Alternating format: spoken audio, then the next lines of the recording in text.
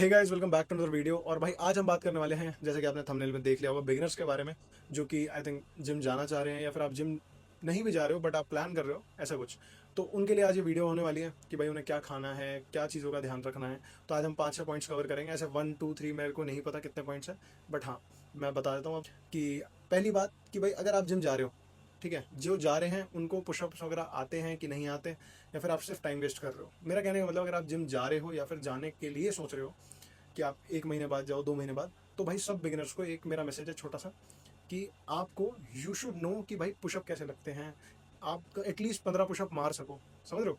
15 pushup लगाने आने चाहिए, ट्राइसेप्स में इतना दम होना चाहिए। नहीं तो आप जिम जाओगे, पुशअप लगाना सिखाएंगे आपको, 50 तरीके की छोटी छोटी एक्सरसाइज सिखाएंगे, जैसे स्क्वाट हो गए, जो नॉर्मल फ्री स्क्वाट्स जिन्हें हम बोलते हैं, वो आप नहीं लगा पाओगे तो कोई फायदा नहीं है जिम जाने का। आप आई थिंक स्टार्टिंग के 1.5 या 2 महीने आप अपना टाइम वेस्ट करोगे। ढाई के डंबल उठाने से कोई स्ट्रेंथ बिल्ड नहीं होगी, कोई फिजिक में ऐसे कोई खास चेंजेस नहीं आएंगे।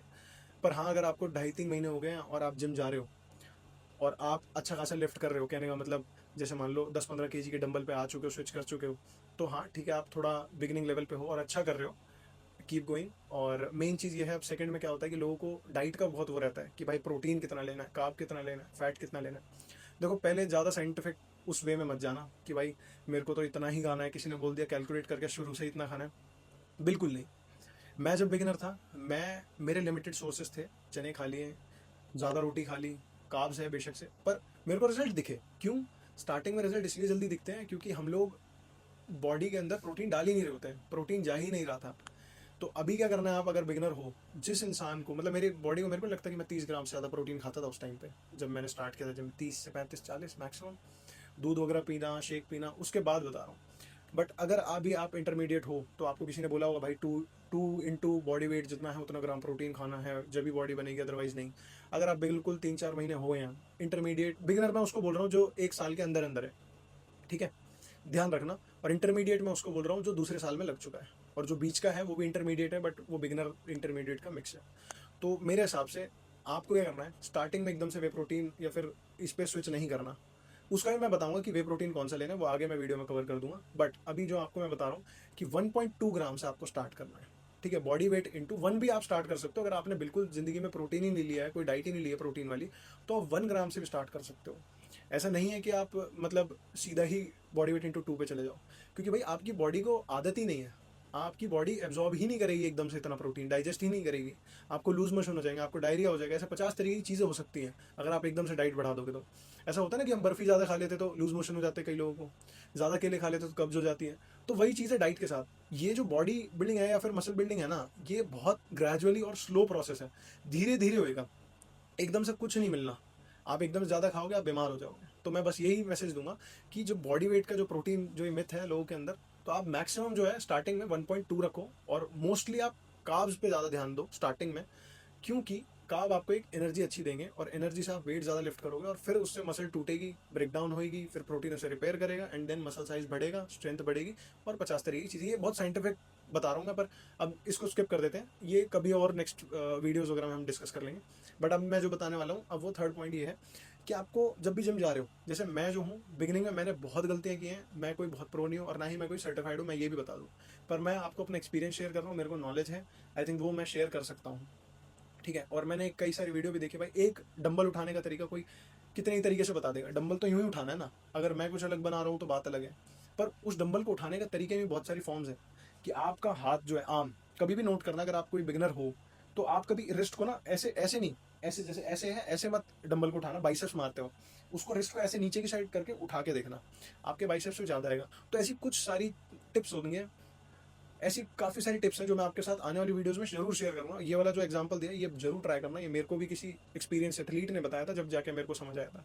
तो ऐसी चीज़ें मैं आपके साथ शेयर करूंगा। थर्ड पॉइंट है कि वार्म अप वाला, जो मैं बता रहा था कि वार्म अप, थर्ड है सेकंड है मैं भूल गया, बट कोई नहीं, जो भी पॉइंट है मैंने स्टार्टिंग में बोली थी, पॉइंट वगैरह मेरे को याद नहीं है कितने हैं। तो अब जो है, अब हमें बिगिनिंग में वार्म अप जरूर करना है। वार्म अप नहीं करेंगे तो, वार्म अप और बॉडी कूल डाउन, ये दो चीज़ में पॉइंट कर दूँ। जो नेक्स्ट पॉइंट था वो था कि वार्म अप और बॉडी कूल डाउन। स्टार्टिंग में बिगनिंग में मैंने बिल्कुल कुछ नहीं किया, पर हाँ अब जो है मैं थोड़ा ध्यान देने लगा हूँ, क्योंकि मेरी इंजरीज वगैरह हुई काफ़ी सारी, लोअर बैक में भी इंजरी आई वार्म अप ना करने की वजह से आई थिंक, और कुछ चीज़ें गड़बड़ है, भाई बंदा इंसान हूँ मैं भी, गलती से सीखते हैं सब। तो वार्म अप के लिए मैं क्या करता हूँ, अभी अभी जैसे मान लो मेरा जिम थोड़ा सा दूर है, तो मैं ब्रिस्क वॉक करता हुआ जाता हूँ, 8 से 10 मिनट लगते हैं, तो मेरी वॉक वहीं हो गई। एंड देन फिर वहाँ पे जाके थोड़ी बहुत बॉडी को थोड़ा खोलते हैं, जैसे स्ट्रेचिंग होगी थोड़ी बहुत। अब स्ट्रेचिंग वगैरह का भी बताएंगे कि भाई पूरी एक बॉडी, फुल बॉडी स्ट्रेच जो हमें जिम से पहले, स्टार्ट करने से पहले करनी चाहिए, वो भी। और बाकी जो कूल डाउन करते हैं वो कैसे करना है वो भी, वो सब हम बाद में बताएंगे। पर ये 2 चीज़ के बारे में आप सर्च करना, और ये जरूर करना यार, स्टार्टिंग से लेके चलना, बेशक 5-5 मिनट करो। होता क्या था, मैं जल्दबाजी में जिम जाता था और जल्दबाजी में आया था कि भाई लेट हो रहा है, डाइट लेनी है, ये करना है, वो करना है, ठीक है।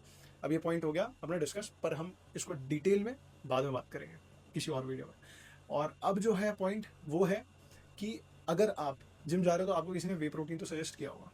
अब ऐसे ना कई सारे लोग हैं जो किसी को भी सजेस्ट करते हैं, यार तू ना एज इट इज का वे प्रोटीन ले ले। अरे नहीं नहीं, तू मसल ब्लेस का ले ले।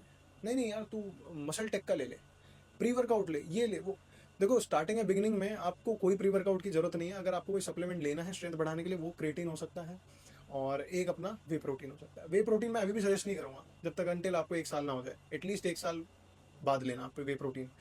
और अगर लेना भी है, अगर आपको 1 साल हो चुका है या उसके बाद या फिर उससे पहले आपका अगर वेजिटेरियन हो, नहीं हो पा रहा है वे प्रोटीन पूरा, वे प्रोटीन कह रहा हूँ, प्रोटीन इंटेक पूरा नहीं हो पा रहा है, तो वो कैसे करें। देखो अगर मान लो वे प्रोटीन अगर लेना है तो कोई लोकल ब्रांड, सस्ती ब्रांड पे मत जाना। एक ट्रस्टिफाइड करके एक अपना यूट्यूब चैनल है अर्पित मंगल भाई का, ठीक है, वो बड़े भाई जैसे ही हैं। मतलब उन्होंने, आई थिंक मैंने भी बिगिनिंग में उनको काफ़ी देखा है और मैं वहाँ से काफ़ी कुछ सीखा हूँ कि भाई ये चीज़ें सर्टिफाइड होनी चाहिए, जब ही लेनी चाहिए। अदरवाइज हमारे लिवर, किडनी, ये मसल से ज़्यादा कीमती है मेरे हिसाब से। ये खराब हो जाएगी ना तो आपकी मसल भी कुछ नहीं होगी, कुछ काम नहीं रहेगा उसका। किडनी फेल होगी तो क्या ही करोगे मसल का, कोई फ़ायदा नहीं। तो इसीलिए जो भी वहाँ से सर्टिफाइड हो, इन्फॉर्म चॉइस होगी, ऐसी बहुत सारी बड़ी बड़ी ब्रांड है। इन्फॉर्म चॉइस पे मैं ट्रस्ट नहीं करता, टू बी ऑनेस्ट। मैं कोई डिफेम नहीं कर रहा, बट हाँ ट्रस्टिफाइड में मैं बिल्कुल ट्रस्ट कर सकता हूँ, क्योंकि उनकी मैंने लैब टेस्ट रिपोर्ट वगैरह सारी चीज़ देखी है। और उनके जो वे प्रोटीन्स है, आपको 3 ब्रांड बता ही देता हूँ। एक मसल ब्लेज हो गया, आप उसके साथ जा सकते हो। एक एज इट इज हो गया, आप उसके साथ जा सकते हो। एक एवटार हो गया, आप उसके साथ भी जा सकते हो अगर बिगिनर हो तो। और बाकी ब्रांड्स का मैं कुछ नहीं बोल सकता। आप उनकी वेबसाइट पे जाओ trustify.in, वहाँ पे देखो वे प्रोटीन कौन से फेल हैं लैब टेस्ट में और कौन से पास है, क्रेटीन कौन सा फेल है कौन सा पास है, आप वही चीज़ लो, ठीक है। ये आपको एक बिगिनिंग में हेल्प करेगा। और अच्छी क्वालिटी का प्रोटीन लो, अपनी बॉडी को दो यार, ज़रूरत है तो। एंड फिर हम आ जाते हैं लास्ट पॉइंट पे, एक्सरसाइज को लेके। एक्सरसाइज कैसी करनी है, क्या करना है। मतलब मेरा मानना यह है कि अगर आप जिम जा रहे हो, बिगिनर हो, तो एटलीस्ट आपके पास एक अपना गोल होना चाहिए। जैसे कि मैं गया था तो मेरे को बॉडी रिकम्पोजिशन करनी थी। कहने का मतलब, मैं 80 kg का हूँ तो मैं 80 kg के अंदर ही मसल बिल्ड कर लूँ, और ना ही मैं एकदम से डिक्लाइन हूँ, पतला हूँ, और ना ही मैं एकदम से बल्कि हो जाऊँ, 90 kg का हो जाऊँ। मतलब थोड़ा बहुत 2-4 ऊपर चलता है, 2-4 किलो ऊपर नीचे चलेगा, बट एकदम से सडन वेट लॉस या वेट इंक्रीज नहीं करना अपने को, ठीक है। तो एक गोल होना बहुत ज़रूरी है। अगर आप मोटे हो तो आपका पतला होना गोल होना चाहिए। अगर आप मोटे हो तो आपको लीन होना गोल होना चाहिए, या फिर मतलब मसल बिल्डिंग अच्छी, या फिर बॉडी रिकम्पोजिशन। तो एक गोल ज़रूर बना लो। अगर आप पतले हो तो आपको भाई लीन मसल मास गेन करना है, या फिर कुछ भी, ताकि आप उसको ना, आप एनालिसिस कर सको उसका, ताकि आप उसका एनालिसिस कर सको कि भाई मैं सही जा रही है मेरी जर्नी की नहीं। और अपनी जर्नी को हमेशा डॉक्यूमेंट करो। कहने का मतलब, फोटोज़, वीडियोज़, पोजिंग, ये सब बहुत चीज़ें ज़रूरी हैं। जो चीज़ आप बना रहे हो उसको दिखाना ज़रूर है, ठीक है, ज़रूरी है। क्यों? आपको स्टार्टिंग में लोग सोचेंगे भाई कुछ है तो है नहीं, बॉडी दिखा रहा है, चमका रहा है, कुछ है नहीं, 2 पसली है सिर्फ, तब भी चमका रहा है। वो चीज़ को इग्नोर करना, ताकि वो आपकी जर्नी में आपको हेल्प करे कि भाई मैं पहले पतला था, अब मैं देखो कितना सही हो गया हूँ, मेरी बॉडी कितनी अच्छी हो गई। कॉन्फिडेंट रहोगे कि हाँ ठीक है मैं कुछ कर रहा हूँ और उसके रिजल्ट मिल रहे हैं। तो ये था अपना चौथा पॉइंट कि भाई एक्सरसाइज क्या करनी है क्या नहीं। तो गोल उस हिसाब का बनाओ, और गोल के अकॉर्डिंग चैट जीपीटी से बात करो। चेला ही है भाई वो, ठीक है, उस चेले से बात करो और उसको प्रॉम्प्ट दो, और सारी चीज़ें उससे डिस्कस करके अपना बना लो। एज, बॉडी वेट, और जो भी आपको टाइम पीरियड चाहिए, मतलब 3 महीने तो बेसिक रखो। और कई लोगों की एक्सपेक्टेशन ऐसी होती है कि भाई 6 महीने में बॉडी बन जाएगी, 10 महीने बन जाएगी। कुछ लोग ऐसे होते हैं बिगनिंग में 5 साल से जिम नहीं करी, कभी कोई एक्सरसाइज नहीं करी, 5 साल की एक्सपेक्टेशन, मतलब 5 साल से तोंद निकाल के बैठे होने चाहिए, 3 महीने में कट। समझ रहे हो कि जो चीज़ आपने वेट इतना 5 साल में गेन किया है, आप लगता है आप, मतलब ऐसा हो सकता है कि उसे आप 3 महीने में काट दोगे एकदम से। स्टेरॉइड्स हो जाएगा, कोई प्रोफेशनल एथलीट कर लेगा, बट आप अगर बिगिनर हो, आपने कभी जिम नहीं करी, आपने कोई एक्सरसाइज नहीं करी, आपकी कोई मसल ही नहीं है, बोन डेंसिटी वीक है, तो कैसे कर लोगे। समझ रहे हो, तो वो नहीं हो सकता। तो अपनी एक्सपेक्टेशन जो है रियलिस्टिक रखना, रियलिस्टिक गोल होना बहुत ज़रूरी है। एक चीज़ और है, मार्केट में ट्रेंड चल रहा है फेक नैटी वाला। देखो अब तो मेरे को खुद भी डाउट होता है, क्योंकि मैं अभी इस टाइम पे इतना मोटा हूँ और मेरी नर्व्स वगैरह जो ऐसे निकल रही है ना, तो लोग अब मेरे को भी बोलते हैं भाई तू सामान ले रहा है। और मेरी बेशक से तोंद है मेरी पूरी, तोंद पे भी नस आ रही है भाई। तो एक चीज़ क्या है ना कि देखो, दूसरों को देखना छोड़ दो, अपने पे जो रिजल्ट आ रहे हैं उस पे ध्यान दो। और बहुत सारी चीज़ों का डिपेंड करता है कि वो बंदा नेचुरल है, जो आपको दिख रहा है क्या वो सच में वही है। अभी भी मैं ऐसी भी स्टेज पे, मतलब जो मेरी तोंद है अभी भी इस टाइम पे थोड़ी सी तोंद है, पर मैं इस टाइम पे भी अपनी बॉडी जो सोशल मीडिया पे डाल रहा हूँ वो बहुत अच्छी दिखती है, वो थोड़ी एस्थेटिक दिखती है, कटिंग्स दिखती हैं, ट्राइसेप्स ऐसे चमकती हुई दिखती है, जबकि है नहीं, सिर्फ लाइटिंग का फ़र्क होता है। अभी जो पीछे से आपको एक लाइट दे रहे हैं हम, वो इसलिए दे रहे हैं कि ताकि मेरी शार्पनेस ज़्यादा है, कि मैं अच्छे से दिखूँ उभर के। तो लाइटिंग का बहुत बड़ा फैक्टर है। तो ये दूसरों को छोड़ दो, स्टार्टिंग में सिर्फ अपने ऊपर ध्यान दो। कोई है नेचुरल है नहीं है, भाड़ में जान दो भी सबको। सिर्फ अपने ऊपर 6-7 महीने 8 महीने एटलीस्ट वर्क करो, इतने महीने। जब जाके अगर रिजल्ट मिलते हैं तो गुड एंड वेल है। और फिर चेंजेस करो रूटीन में। हर 3 महीने में आपको अपना डाइट प्लान में और एक्सरसाइज में चेंज जरूर करना है। अगर आप गेन कर रहे हो तो थोड़ी कैलोरी इनटेक बढ़ाओ, 1.5-2 महीने में ऐसे। और बिगिनिंग लेवल पे ज़्यादा चोंचले मत पालना, टू बी ऑनेस्ट सच बताऊँ तो, कि मैं ये नहीं खाऊंगा, मैं वो खाऊंगा, मेरे को एवोकाडो खाना है, उसने ये खा रहा है, वो एथलीट तो ये खा रहा है। भाई उनके पास बहुत पैसा है, समझ रहे हो?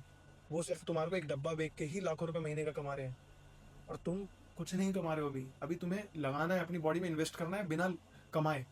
तो बहुत चीज़ें अपने माँ बाप के पैसों में पल रहे हो तो लिमिटेड सोर्स करो। मैं एक ऐसी भी वीडियो लेके आऊँगी कि 5,000 के अंदर डाइट, जिसमें आपका वे प्रोटीन इंक्लूड होगा, मल्टीविटामिन, मल्टी मिनरल्स, जो भी सारी चीज़ें हैं वो सब इंक्लूडेड रहेंगी।